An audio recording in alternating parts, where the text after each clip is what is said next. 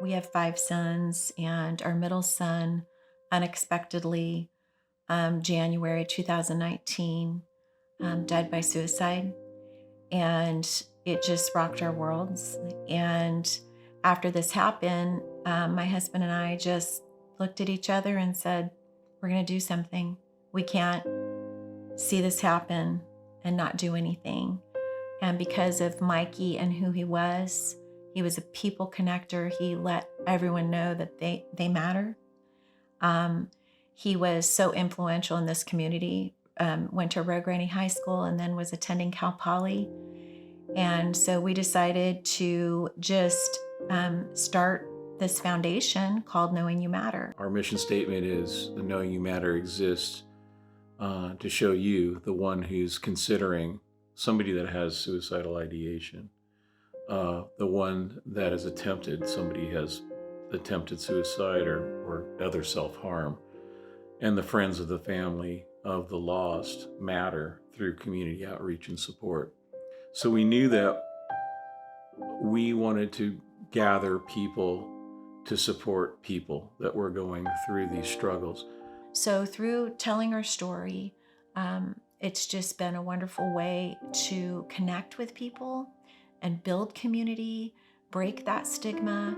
Through telling our story and touching the hearts of people that have a similar story, or by bringing someone to tell their story, that people will relate and that they will realize that they matter too, that they'll speak up. Because what we're really trying to do here is to create conversation, which then creates connection.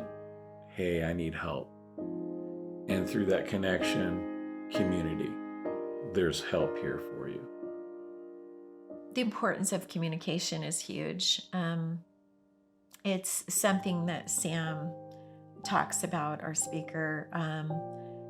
We are as sick as our secrets, you know, and communication is everything.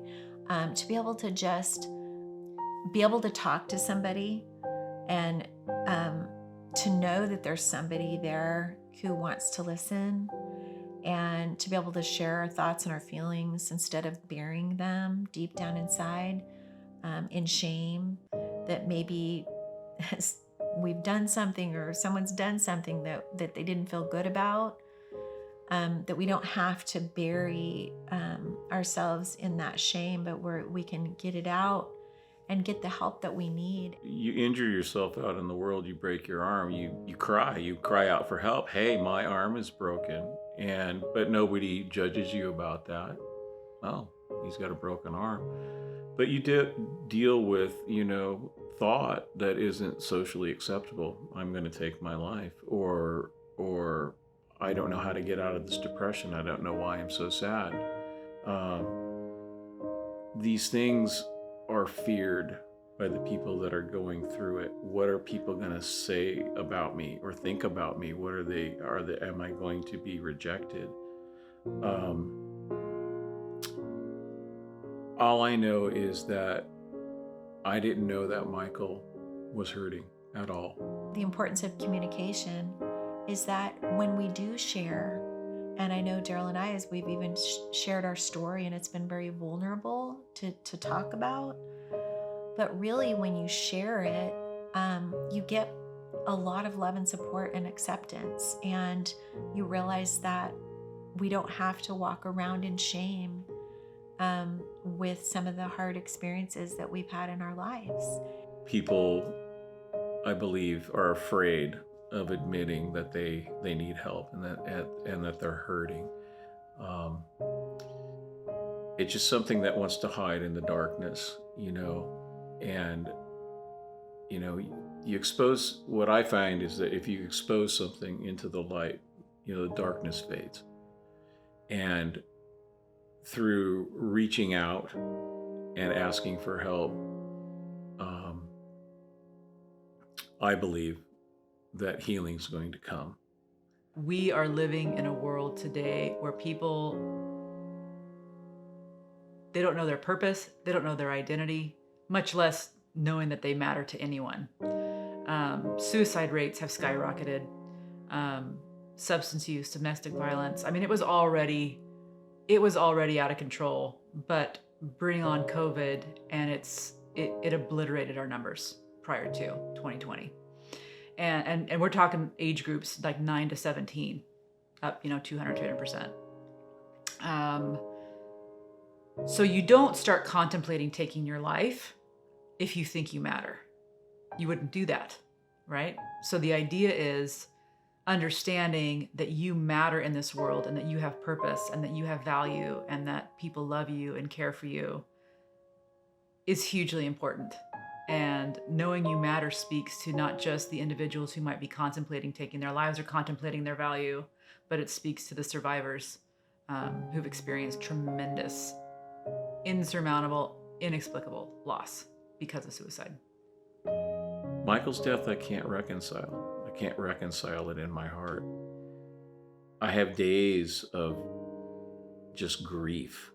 And the only way I'm getting through this grief is by talking to someone about it. That's the only way it's done.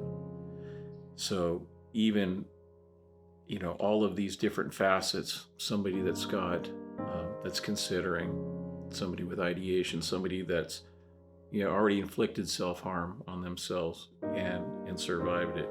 Or I'm in the situation of the third, which is losing a family member and dealing with severe grief. It's been over 2 years, and I deal with it on a daily basis, to one degree or another.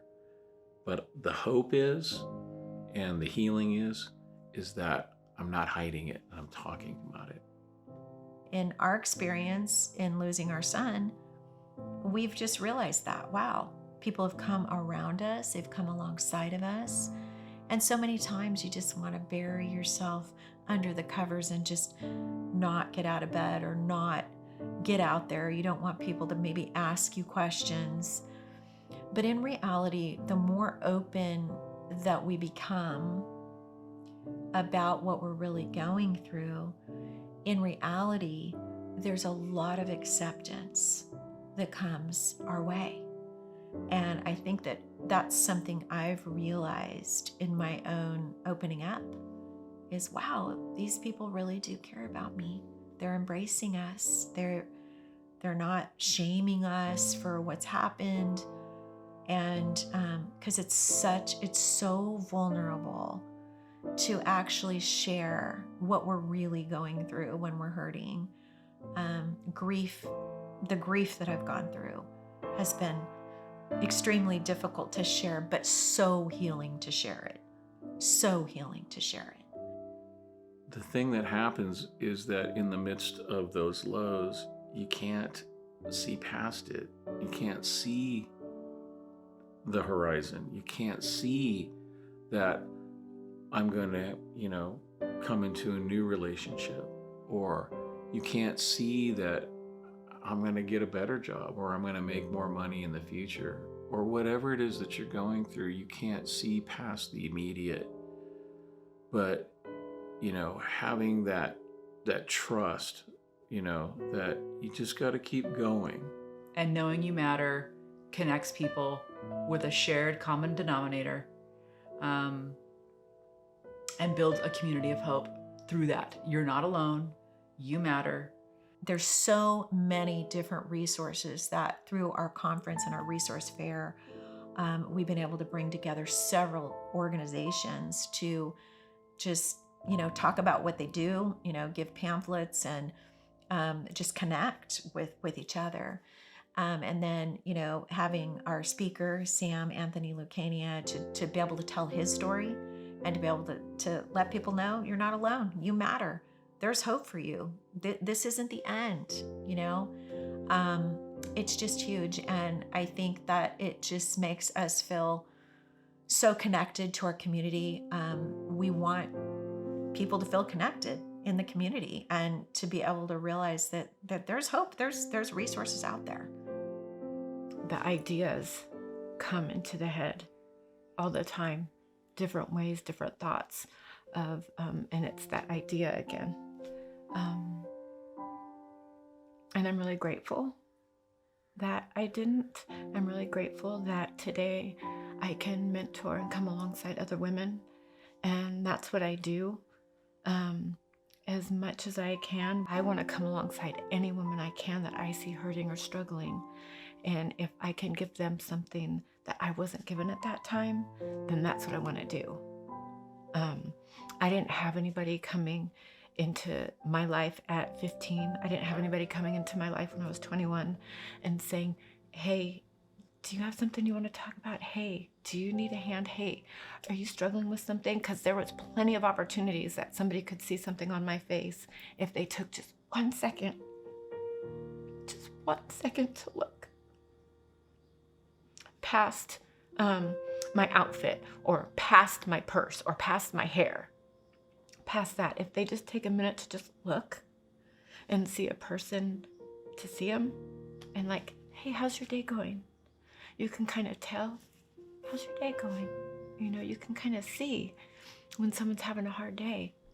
And you can just have a conversation with somebody. And when you have a conversation with somebody, you'd be surprised what you can gain and learn from that conversation.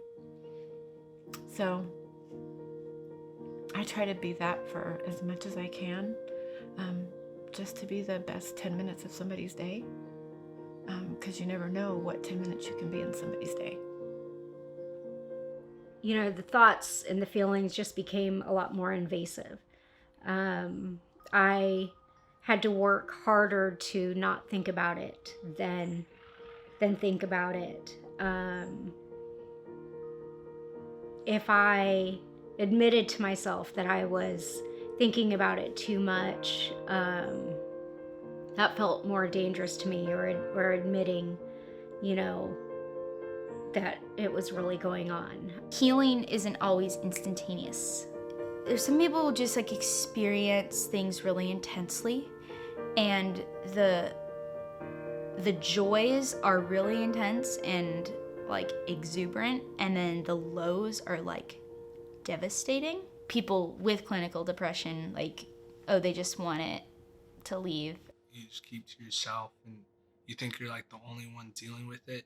Like, you don't have to do that on your own, you know? So that was, yeah. And that was definitely like the painful part of it too, is like that he like felt so bad and that like he just felt so alone, which was so hard to like comprehend, because like he like wasn't alone, you know? It's like we were all there. Like there's so many people who would die for him like without question, but he still just felt alone, and that stung too. So now I can look back and be like, okay, all right, that was just all little pieces of me that needed healing, but instead they get shattered, and you end up in thousands of pieces, and you have to really honor those parts or you're gonna run from it. So, and then it's like amazing how it just comes back into your heart and you have a sense of peace and ease, and it's like, okay, you know, that pain, it doesn't have to be so scary anymore. They just need a voice. I'm Megan Boaz Alvarez. I'm a licensed marriage and family therapist and the clinical director at Transitions Mental Health Association. So Transitions Mental Health Association has a wide variety of programs that offer clinical supports, employment services, community wellness centers, housing, and then we also operate the Central Coast Hotline. So with such a variety of programs, of course, we serve a variety of different people. We support family members who have a loved one who's struggling with mental health issues. We do a lot of supports for folks struggling with mental health issues, providing direct services, whether it's helping them get connected to employment, helping them kind of get back into their own communities through our wellness centers. Finding affordable housing is a big piece of what we do.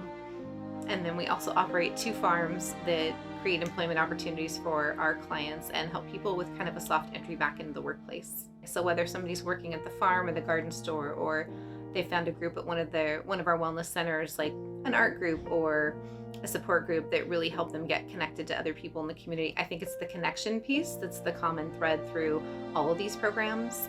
that we've been talking about that really helps people feel supported and like they're not alone. My name is Melanie Barkett, and I'm the new Central Coast Hotline Program Manager. I started a couple months ago. So my previous position for the last 8 years was also supporting volunteers at CASA of San Luis Obispo. So I feel very strongly about working for organizations in this community that benefit the community. I have very deep ties to this community. I've lived here since 1969, and so I would like to be able to help people while I'm working.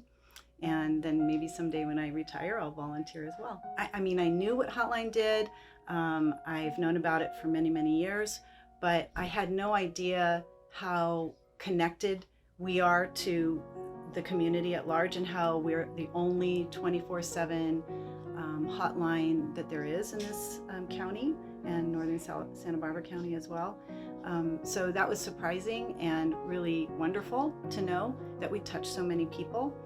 And it was also really nice to see how well trained everybody is. Our call handlers go through an extensive training in person and also on the phone, shadowing experienced call handlers. And many of them come from Cal Poly as interns. Some of them come from Cal Poly as just pure volunteers. And then we have volunteers from all walks of life. It's just been really heartwarming to hear the calls that we get and how the call handlers respond to these calls. And there's a wide variety of calls that we get. We can get calls from people who are concerned about their loved one, friend, neighbor. Maybe they're at a business somewhere and they're concerned about someone that's across the street that needs help. And then we get people that call that are having panic attacks or anxiety attacks. And to hear how the call handlers respond to these calls is really a beautiful thing, because they're so empathetic and caring, and that's what we're here for, is to listen. And really listening is probably the most important, I think, aspect to being a call handler, really being able to be present. And then shift into getting them the resources that they need. All of the call handlers are really experts at our local resources, and we have a ton of wonderful local resources, also in-house resources here at Transitions. So I've really enjoyed getting to know the people that volunteer and also hearing, firsthand what they do.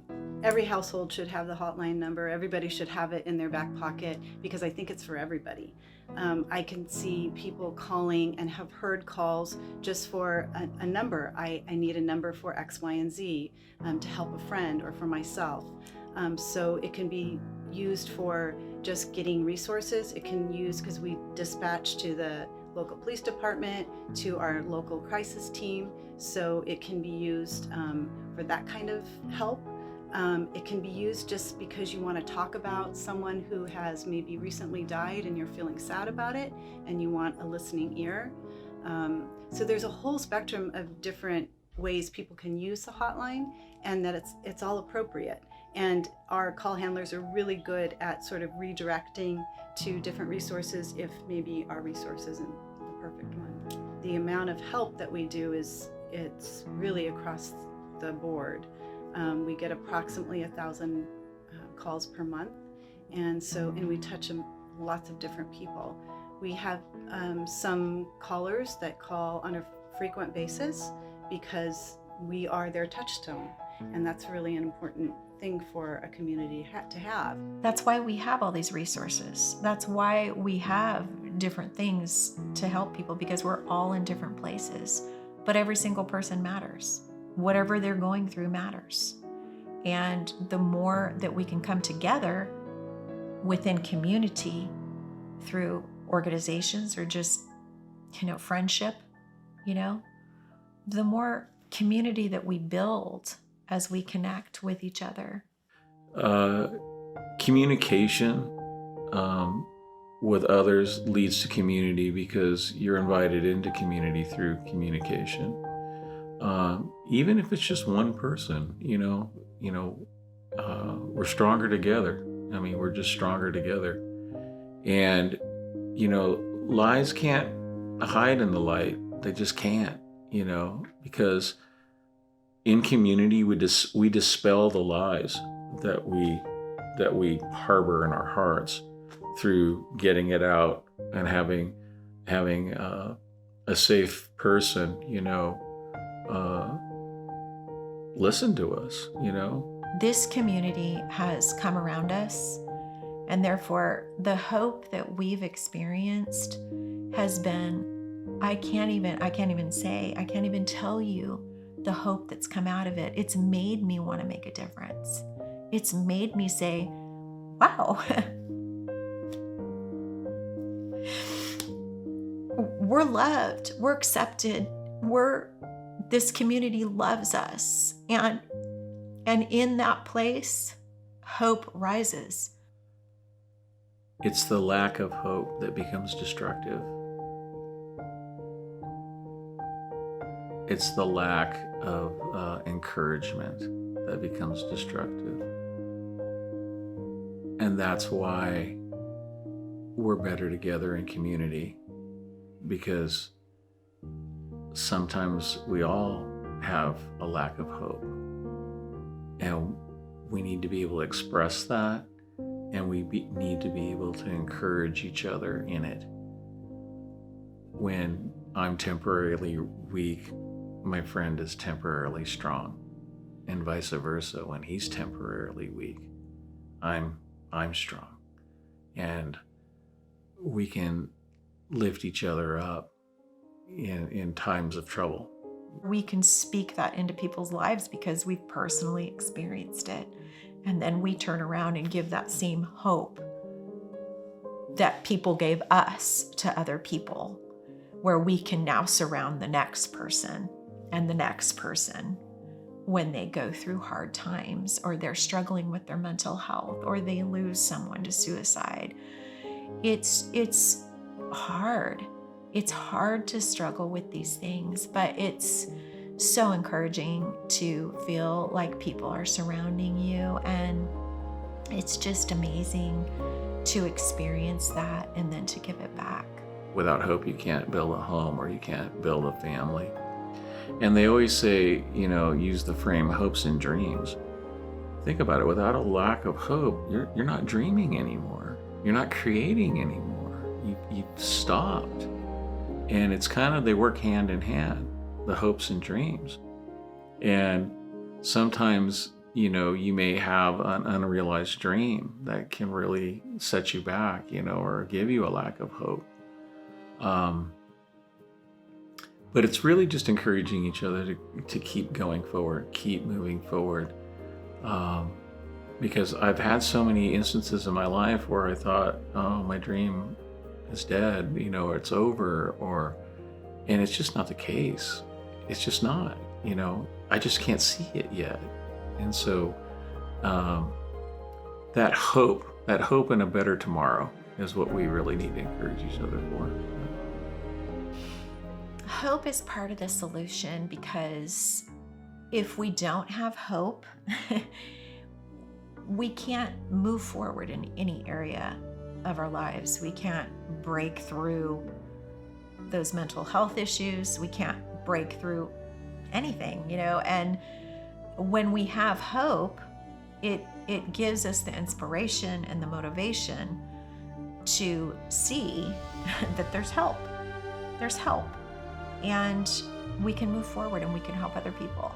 Well, the hope of the conference is to help everyone that does attend connect.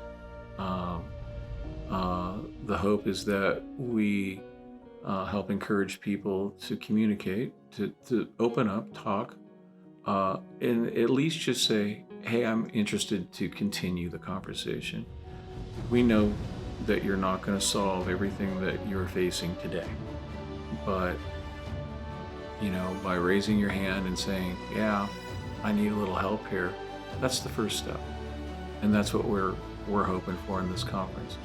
If one person does that today, we've won.